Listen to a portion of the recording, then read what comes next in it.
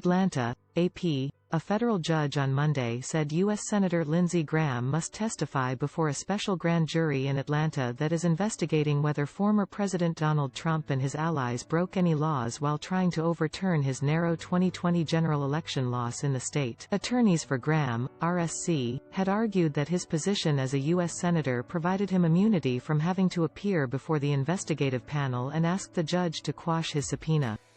But U.S. District Judge Lee Martin May wrote in an order Monday that immunities related to his role as a senator do not protect him in this case, and he must appear before the special grand jury on August 23. Fulton County District Attorney Fani Willis opened the investigation last year, and a special grand jury with subpoena power was seated in May at her request. Last month she filed petitions seeking to compel testimony from 7 Trump advisors and associates. Prosecutors have indicated they want to ask Graham about phone calls they say he made to Georgia Secretary of State Brad Raffensperger and his staff in the weeks following the election. Graham had argued that a provision of the Constitution provides absolute protection against a senator being questioned about legislative acts. But the judge found there are considerable areas of potential grand jury inquiry that fall outside that provision's scope. The judge also rejected Graham's argument that the principle of sovereign immunity protects a senator from being summoned by a state prosecutor.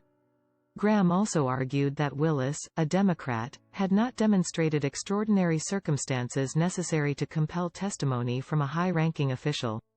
But the judge disagreed, finding that Willis has shown extraordinary circumstances and a special need for Graham's testimony on issues related to alleged attempt to influence or disrupt the election in Georgia. Kevin Bishop, a Graham spokesman, said Monday the senator had no comment but referred to what Graham said when asked about the probe last week. During a news conference in Columbia, South Carolina, Graham said, "We will take this as far as we need to take it," when asked about his efforts to fight appearing to testify. "I was chairman of the Senate Judiciary Committee and had to vote on certifying an election," Graham told reporters.